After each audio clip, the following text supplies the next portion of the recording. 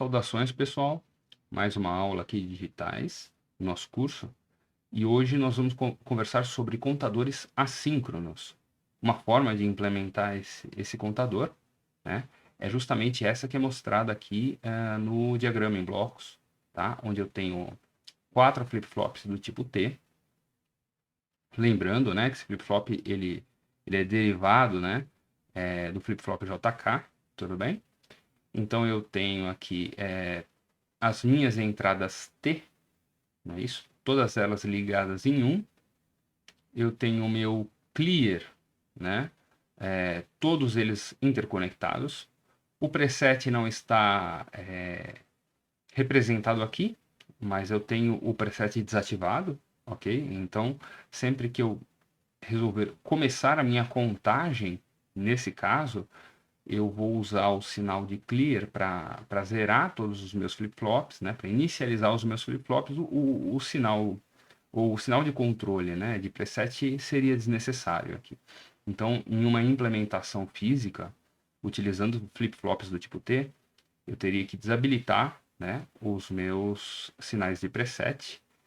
E quando o preset é barrado, para desabilitar, basta ligar o preset em nível lógico alto, não é isso?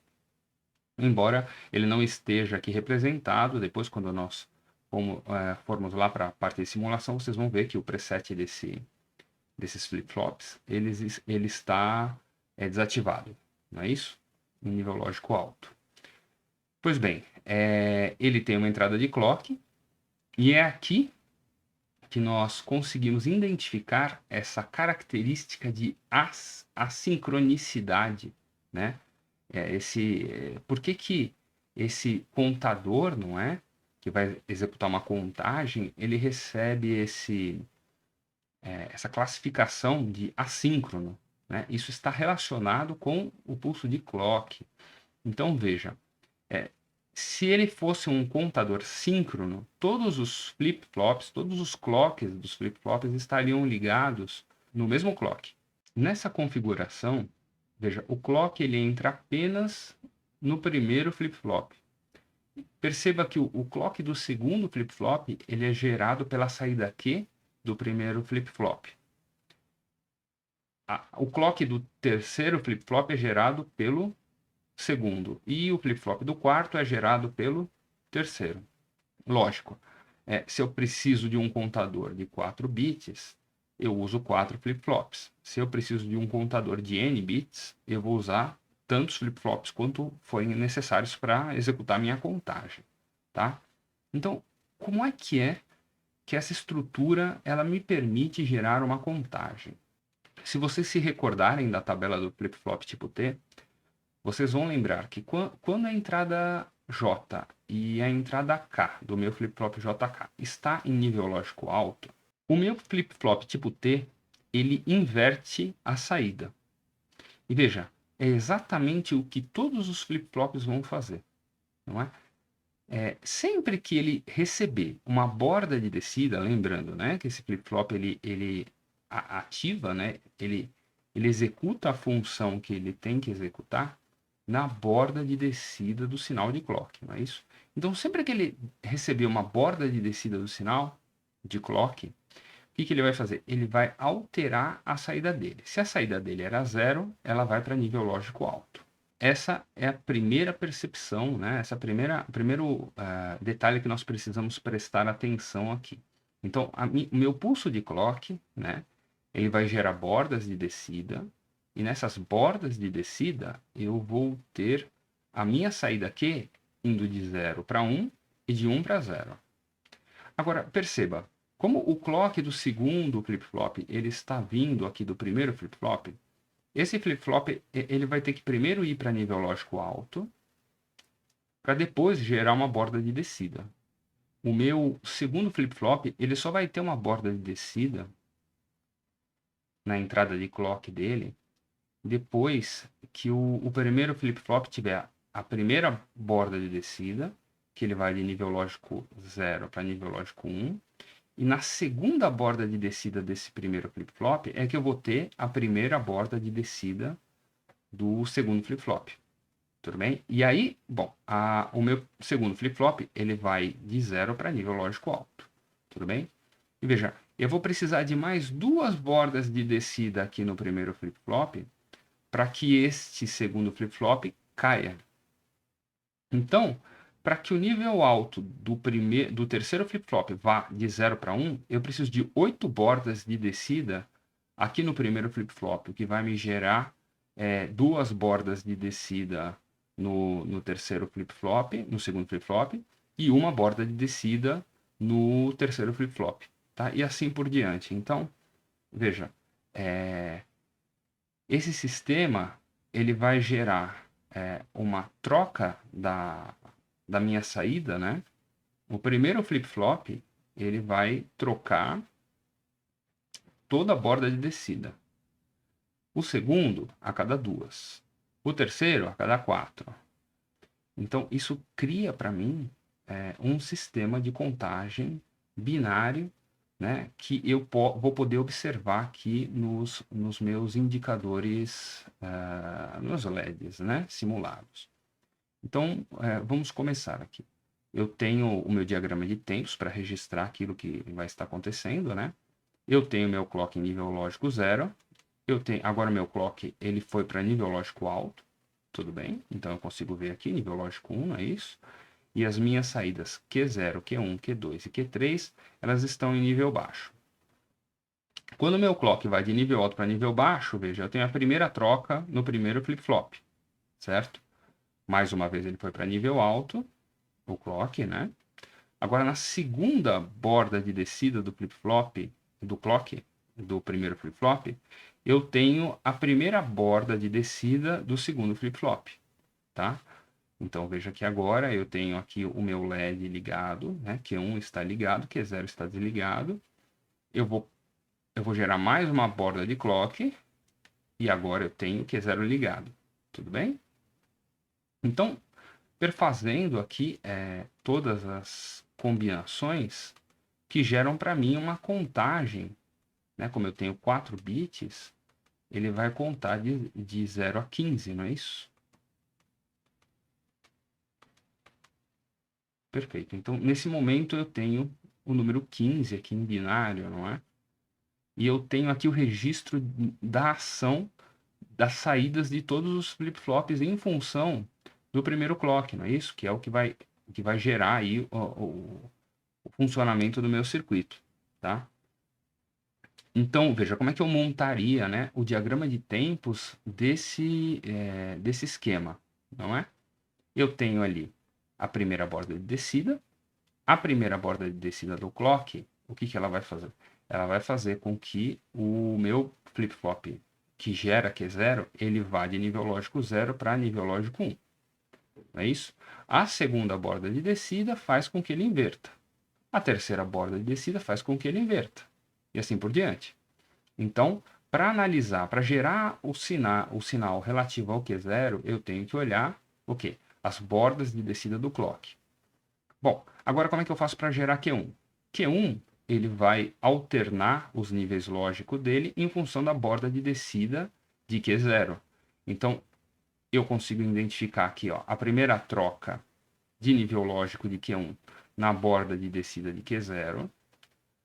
Aí eu tenho a borda de subida. A segunda borda de descida gera a troca do Q1. E assim por diante, veja. Basta observar as bordas de descida, tudo bem? Do Q0 para conseguir encontrar um instante de tempo onde o nível lógico de Q1 vai se alternar, tá? Agora eu tenho Q2, não é isso? E o procedimento é o mesmo, né? Para que eu possa gerar a troca de nível lógico de Q2, basta eu observar as bordas de descida da saída Q1. E finalmente aqui Q3, não é? Só quando eu tenho aqui a primeira borda de descida do Q2 é que ele troca de nível lógico, tá? Então, olhando o diagrama de tempos, não é? E mesmo a disposição desse circuito de flip-flops, eu posso perguntar, não é? Numa avaliação, eu posso perguntar qual é o bit menos significativo e qual é o bit mais significativo. Então, olhando o diagrama de tempos, fica muito fácil identificar o bit menos significativo, porque é o que ele vai trocar o estado mais vezes, não é? Quando eu monto ali a minha tabela da verdade, né? Quando eu monto a tabela da verdade nos circuitos combinatórios, e essa tabela segue a ordem crescente ou decrescente dos números binários, não é isso? Eu tenho que o bit menos significativo é aquele que mais oscila, tá? E aqui, como nós temos um contador, isso não é diferente, tudo bem? E o bit mais significativo é aquele que demora mais para trocar de nível lógico, tudo bem? Então, olhando os LEDs aqui também fica fácil. Olhando o diagrama em blocos, fica um pouco menos evidente, não é? Mas uma vez que você conhece o funcionamento do circuito, você percebe que o flip-flop que está diretamente conectado no clock é o que vai sofrer uma mudança de nível lógico com uma frequência maior, não é isso? E o último flip-flop é o flip-flop que vai mudar seu nível lógico com um intervalo de tempo maior, com uma frequência menor. Então vamos, por curiosidade, ver a implementação desse circuito. Veja, eu tenho aqui os meus flip-flops tipo T, não é? Que nós já desenvolvemos aí nas aulas anteriores. Eu tenho meu preset ligado em nível lógico alto.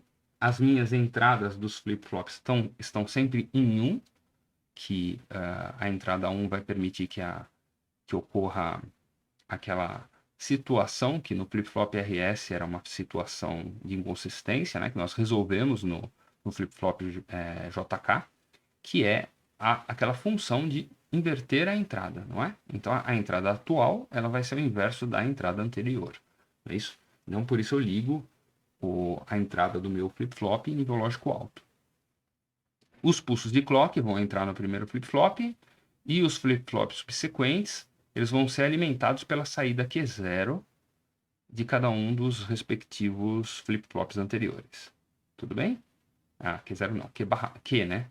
E não o Q barrado, tá? Então aqui os Q barrados, veja, todos os Qs barrados eles estão desligados, tá? Então as nossas saídas, elas são conectadas na saída Q. Então a saída Q, ela, além de gerar os bits da contagem, ela também gera o clock do próximo flip-flop, tá? Então essa é uma configuração que precisa ser compreendida, né? E a partir do momento que você compreende, fica fácil decorar essa configuração, tá? Então veja, este é um contador assíncrono crescente, né?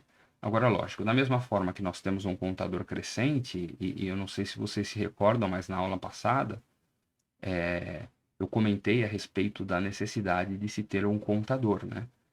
E então, justamente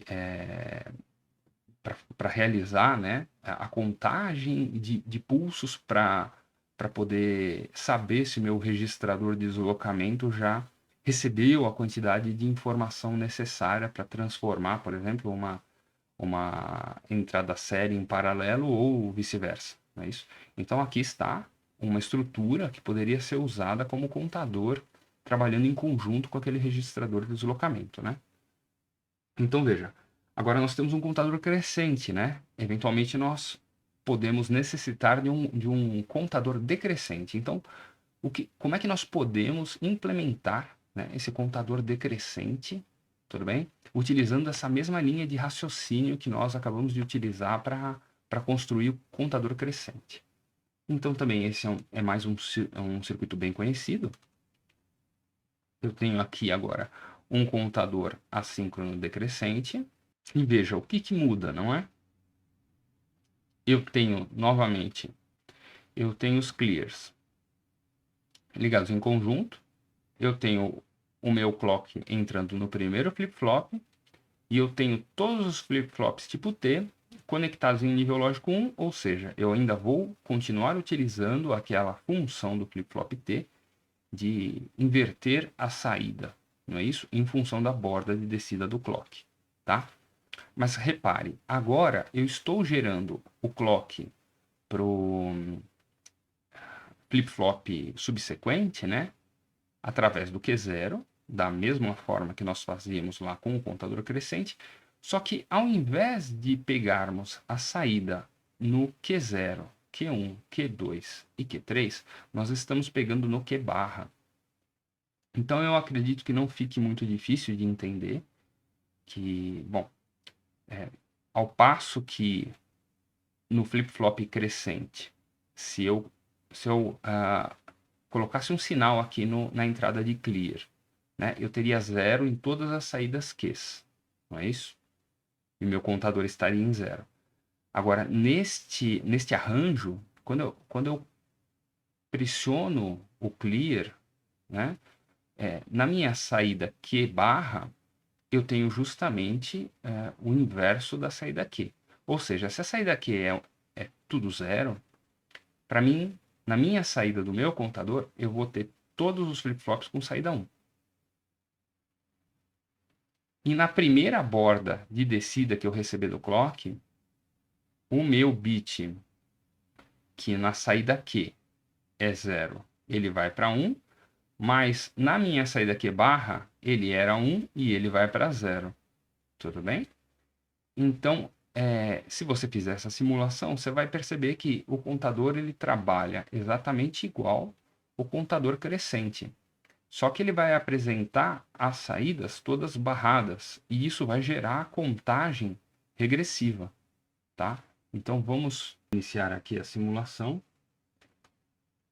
Veja, logo que eu ligo o meu contador, né? Eu apliquei um sinal de clear, não é isso? Que o clear barrado estava ativo.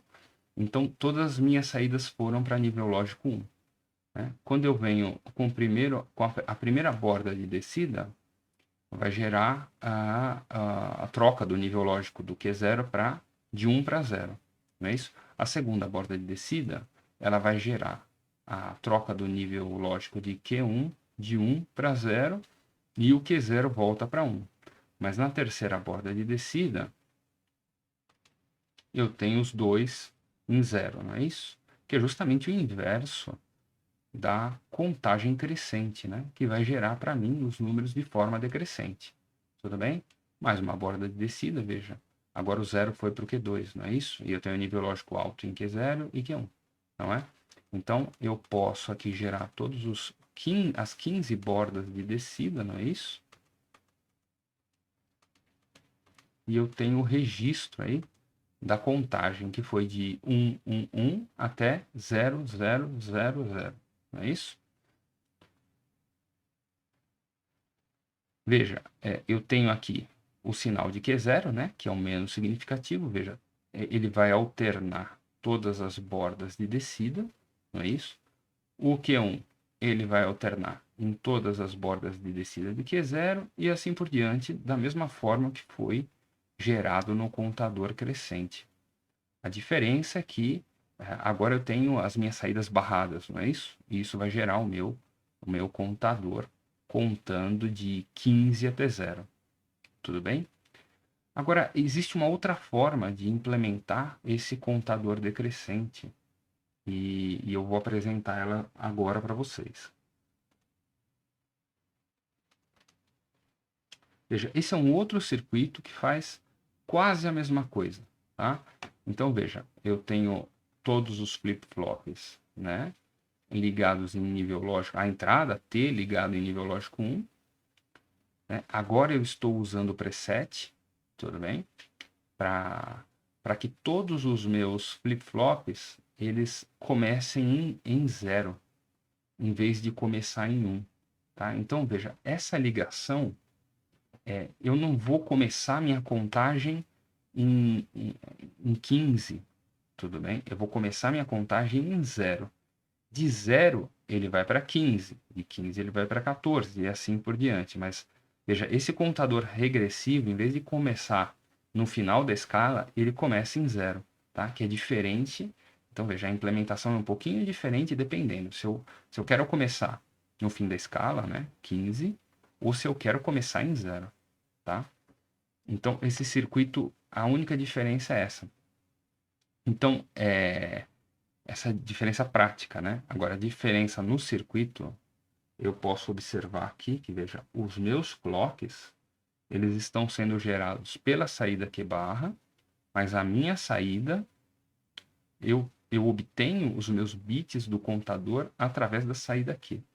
Então, se você reparou bem, você vai ver que lá, vamos voltar para o contador decrescente anterior, né? Veja, o contador decrescente anterior, o clock é gerado por uma saída, no caso aqui, e a saída é gerada por Q barra, né?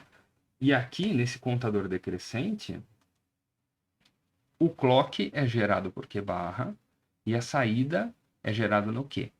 E se você olhar o contador crescente, tanto a saída Q quanto o clock é ligado no mesmo terminal. Tá? Então, quando ele é decrescente, você não pode ligar ele no mesmo terminal. Não é isso? Mas quando ele é crescente, você liga tanto a fonte de clock como a saída no mesmo terminal. Então, essa é uma dica aí para memorizar esses circuitos, não é? Então, nós temos que ter consciência que, além de decorar o circuito, não é?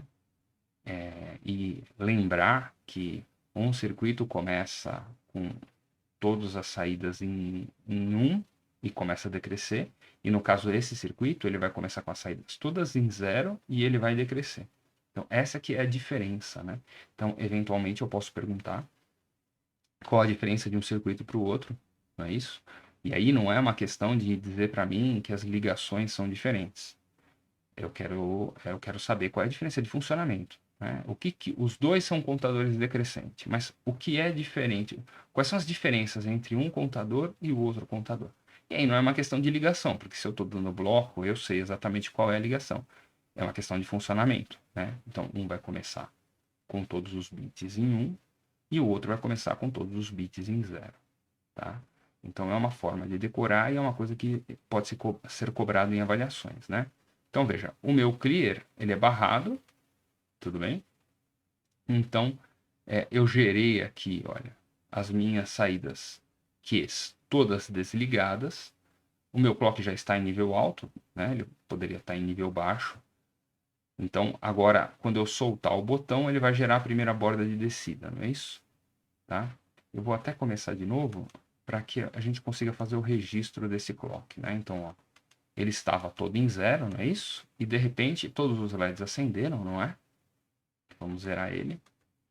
15, 14, 13, 12, 11, 10. Olha lá o nosso 10, não é?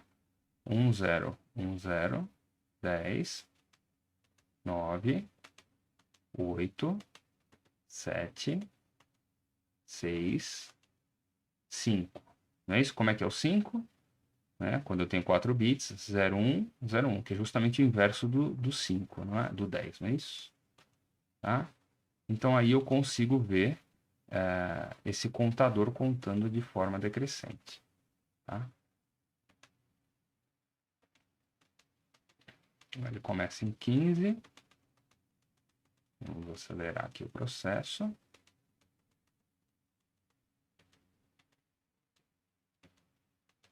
E ele atinge aí o 0. Mas como ele começa em 15, eu tenho 16 clocks, não é isso? Para ele chegar em 0. Tá? Então, na verdade, ele parte de 0 e vai para 0. Não é isso? Então, eu teria aí os 16 clocks.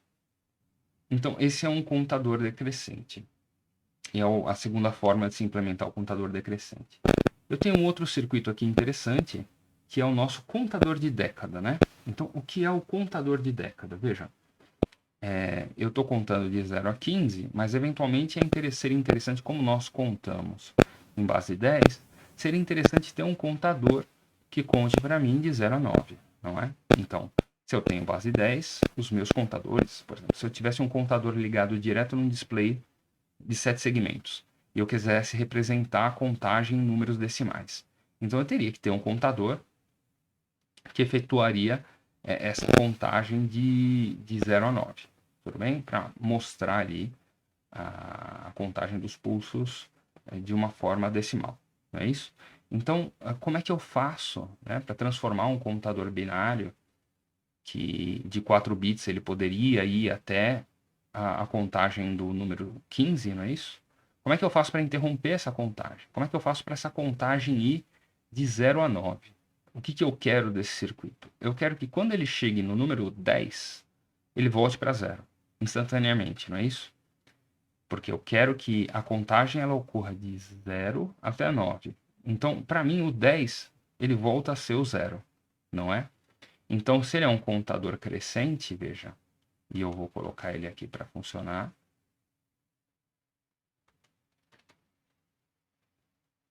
Primeira borda de descida, segunda borda de descida, terceira, quarta, quinta, sexta,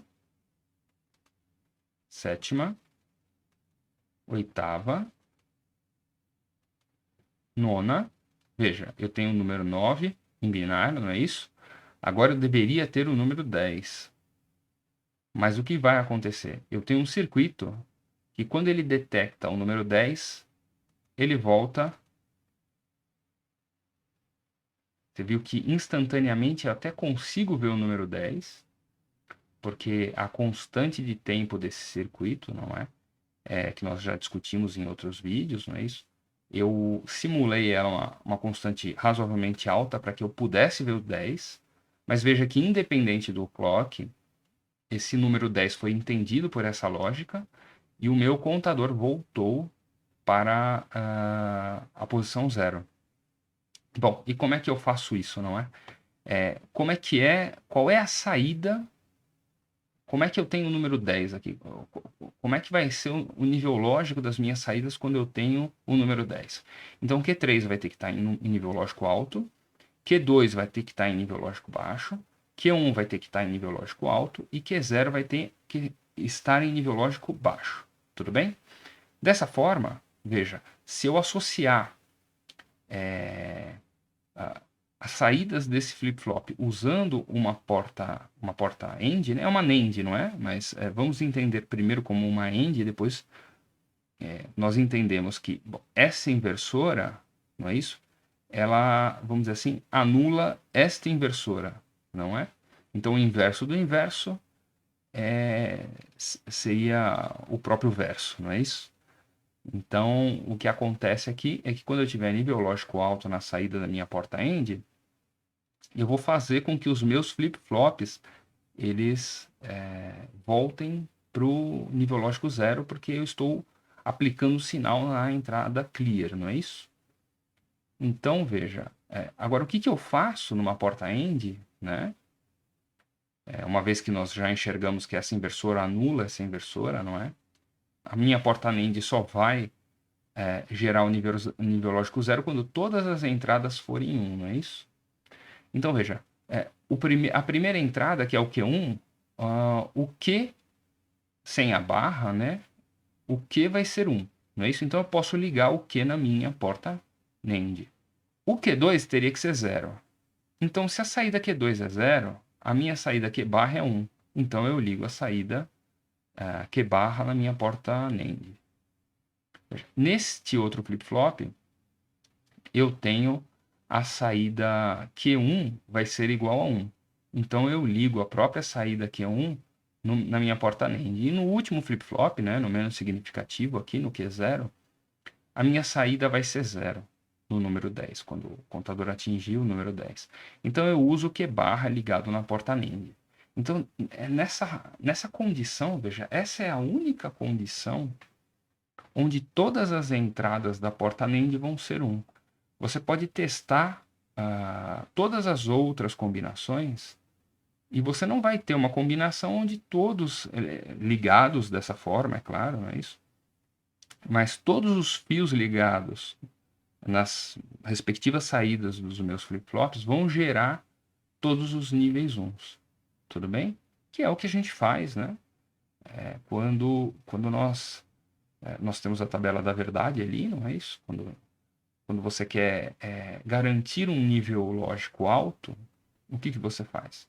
Você olha, se a entrada A for 0, você vai colocar naquela sua lógica AND, você vai colocar A barrado. Se o B for 1, você vai colocar o B. Se o C for 0, você vai colocar C barrado. Não é isso? Então, é exatamente a mesma coisa que nós estamos fazendo. Nós estamos extraindo, né, dessa tabela de contagem a única situação que geraria esse código, né, e alimentando a minha porta NAND para ela gerar esse sinal de clear exatamente nessa posição. Tá? Veja, eu poderia gerar um outro circuito lógico para qualquer outra combinação maior que 10 para forçar o meu contador voltar a zero. Essa seria uma situação de... como é que fala? Para contornar qualquer tipo de mau funcionamento, né? Porque se você for pensar de uma forma que o sistema vá sempre funcionar, não vamos imaginar que eventualmente vai entrar um ruído aqui que vai gerar um número, uma contagem que exceda o número 10, não é isso? Então, eu poderia, se eu confio nesse sistema, eu posso dizer que quando ele chega a 10, ele tem que voltar a zero. Mas se por algum defeito, por algum ruído, os meus flip-flops apresentassem o número 11, ele também teria que voltar para o número 0. Mas eu não tenho essa lógica implementada aqui. Né? Mesmo o número 12, o número 13, o 14 ou o próprio 15, eu teria que forçar ele a voltar para zero, né? Se fosse uma programação, se eu estivesse programando, né, eu poderia tanto criar uma lógica dizendo, quando o meu contador chegar em 10, quando ele for igual a 10, eu faço ele, o meu contador igual a zero, tudo bem? Mas eu poderia usar uma lógica mais preventiva, né, com relação a qualquer tipo de ruído, e dizer que qualquer número maior ou igual a 10 faria com que o meu contador zerasse, não é isso? Mas nós partimos aqui do princípio, né? Bom, não seria tão simples implementar essa redundância usando lógica, não é? Porque eu teria que ver as condições 11, 12, 13, 14, 15, e eu teria que ter uma porta NAND para cada uma dessas condições, não é? Então, não seria tão fácil quanto fazendo uma linguagem de programação, né? Seria só incluir ali uma comparação maior ou igual, não é isso? Mas nesse caso, como nós teoricamente confiamos nesse circuito, nós temos a confiança de que não vai entrar ruído e que ele vai contar sim de 0 até 10, quando basta para mim, quando ele chegar em 10, ele voltar para 0, tá? Mas é sempre bom comentar que as coisas na prática, elas não saem exatamente da forma que se projeta, não é? Então, quando se projeta um circuito desse, você acredita, né, que a forma como você vai montar esse circuito na prática, ele vai prevenir aí eventuais ruídos. Mas, eventualmente, isso pode acabar acontecendo e a gente precisa ter a mente atenta para esse tipo de coisa, porque, de repente, um sistema desse ele não funciona simplesmente porque está entrando ruído no seu circuito. Se você monta ele no protoboard, por exemplo, né? Você pode acabar, se as conexões não forem bem feitas, você pode acabar não tendo o funcionamento correto desse circuito justamente por conta de situações adversas, né?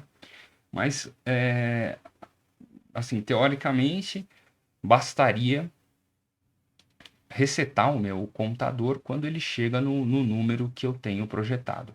Então, para que ele seja um contador BCD 8421, ele teria que contar até de 0 a 9, não é isso? E é isso exatamente que esse contador faz com a ajuda dessa lógica auxiliar, não é isso? Então, veja, existem outras situações, né? Mas eu acho que essa situação ela ilustra bem o que nós devemos fazer quando nós queremos que o contador conte de um determinado número até o outro número. Por exemplo, se eu quisesse um contador decrescente e esse contador começasse em 15, por exemplo, eu poderia fazer ele contar de 15 até, sei lá, 5, e quando chega em 5 eu poderia resetar, né? Poderia jogar um comando de clear nos flip-flops, fazendo com que as saídas Q barra voltassem todas elas para nível lógico 1, ou voltasse para o 15, né? Então ele contaria de 15 até 5, resetaria e voltaria para o 15. Daria para fazer isso, né? Agora nós temos aquele outro contador que, em vez de começar em 15, ele começa em 0, não é isso? Então ele começa em 0, e eu poderia começar em 0 e ir decrescendo a contagem. Quando essa contagem chega em 15, em 5. Eu poderia gerar através dessa lógica de porta NAND, selecionando, né, da forma adequada as saídas Q ou Q barra para gerar uma sequência de números uns, de níveis lógicos uns, na entrada do meu NAND, não é isso? E poderia jogar outra vez o meu flip-flop para aquela condição inicial. Tá? Então, quer dizer, todos os circuitos contadores, né, seja ele crescente ou decrescente, se ele seja do primeiro tipo ou do segundo tipo de decrescente, eu posso usar essa lógica de resetar ou presetar os meus flip-flops num determinado número, não é isso? Reiniciando ali a minha contagem, tá? Então isso pode ser feito, tá? A princípio, em avaliações eu não costumo fazer esse tipo de solicitação, né? Mas isso tudo depende do bom desenvolvimento das turmas, não é isso? De qualquer forma, nós temos que manter nossa atenção para essa possibilidade, né? Sempre existe a possibilidade de se cobrar um circuito desses, veja. O que eu quero dizer com isso é que nós não precisamos nos prender apenas a este circuito aqui de exemplo. A gente precisa entender o funcionamento dele, como que nós fazemos para gerar o clear e saber que esse clear ele pode estar ligado no clear, ou ele pode estar ligado nos presets, tudo depende do que a gente quer do contador, tá? E aí tem o nosso último circuito do contador, que é uma evolução dessa linha de raciocínio, né? No caso eu chamei de contador de base de N, de 4 bits, mas ele pode ser expansivo facilmente, né? Expandido para quantos bits você tiver interesse, né? Que é justamente essa situação que eu estou comentando. No caso aqui eu tenho um contador crescente, não é isso? Mas vamos supor que eu quero contar de 0 a 3, eu posso contar de 0 a 7, posso contar de 0 a 8, de 0 ao que me interessar, né? Eu saio do zero e chego num número ali, não é? Que seria do meu interesse. Por exemplo, se eu estivesse contando segundos, por exemplo, eu poderia construir. Lógico, eu precisaria de mais flip-flops, não é isso? Mas eu poderia construir um contador que ia contar de 0 até 59, e aí quando eu tenho o código 60 aqui nas saídas, eu gero um circuito que vai fazer com que os meus contadores voltem para o número 0, não é? Então, qual que é a lógica de raciocínio? A lógica de raciocínio é, eu olho ela é bem parecida com a lógica de raciocínio que nós fazemos lá no primeiro curso de digitais, né? Quando se trata de base de contagem, não é isso? Quando eu tenho uma base de contagem 10, os meus números eles têm que ir de 0 a 9, não é isso? Então, se eu quisesse contar na base 10, eu teria que resetar, né, as minhas saídas no número 10. Agora, por exemplo, se eu quisesse contar em base 8, não é? Meu contador teria que ir de 0 até 7. Tudo bem? Então, no 8, o 8 seria exatamente o código que faria com que o meu flip-flop retornasse para o meu contador, né? Os flip-flops retornassem à posição 0, tá? E aí basta eu analisar, né? Qual é o código, né? Que, por exemplo, na base 10, né? Eu teria que ter o 10, como a gente fez no exemplo anterior, não é isso? E aí o 8, não é? Para que eu tenha na contagem de base 8, para ir de 0 a 7, eu teria o Q3 igual a 1, não é isso? E o Q2 igual a 0, Q1 igual a 0 e Q0 igual a 0. Então eu teria que ligar Q0 na saída Q0 barra, porque na condição onde Q0 é 0, Q barra é 1. Então eu ligaria Q0 em 1, em Q barra, né? A minha porta NAND, a minha porta NAND, né, as entradas da minha porta NAND. Então, Q0 seria Q0 barra, que eu ia ligar, né, porque ele seria 1 na condição do número 8. Eu ligaria Q1 também, não é? Q1 barra, tá? Porque ele me daria um número 1 quando a saída Q fosse 0. Eu ligaria Q2 também, a saída Q2 barra, que estaria me fornecendo 1 quando a saída Q2 fosse 0. E o Q1, que é o número 8, né? O Q3, perdão. E o Q3, que me gera o número 8, não é isso? Eu ligaria o Q3 direto na minha porta NAND. Então, quando eu eu tivesse na minha saída o número 8, eu poderia gerar o comando de zerar dos flip-flops, tá? Então, veja, esse comando ele seria independente do clock, né? Aqui na simulação, né, nós conseguimos visualizar um número que não deveria aparecer, não é isso? Mas a verdade é que esse número ele ocorre em um instante de tempo infinitesimal, não é isso? Né? Ele ocorre naquele atraso que as portas lógicas do flip-flop vão ter de pegar o sinal da saída. Aliás, não é nem as portas do flip-flop, né? Seria o atraso da porta NAND em gerar o sinal de clear e o sinal de clear ser processado pela porta NAND do flip-flop JK, não é isso? Para poder fazer com que as saídas resetassem, não é isso? Então é um tempo muito rápido. Normalmente esse tempo ele é muito, muito inferior ao tempo de clock dos circuitos. Visualizar isso daí num LED, né? Esse LED piscar rapidamente seria quase impossível de visualizar. Tudo bem? Talvez a saída até, em algumas situações, principalmente quando a gente faz programação, às vezes, dependendo da ordem que nós acionamos as saídas, né? Até dá para ver um número trocando, piscando um número que não deveria piscar, não é? Mas a gente sempre parte do princípio que essas trocas elas têm que acontecer de uma forma muito mais rápida que o pulso de clock, né? Então elas são aceitáveis desde que na borda de descida do meu clock o resultado na saída já esteja estável o suficiente para que eu não gere contagens erradas. E é o que acaba acontecendo, né? Mesmo nesse contador assíncrono, né? O clock ele costuma ser muito mais lento do que a resposta das entradas. É lógico, esse é um dos desafios, né? Quando se trata de processadores, então você tem o desafio de ter processadores cada vez mais rápidos, não é? Mas a velocidade do clock do seu processador, ela pode ser rápida o suficiente até que ela chegue no limite do tempo de resposta do acionamento dos transistores internos. Aí se você subir essa velocidade, pode ser que você comece a ter resultados errados na saída, né?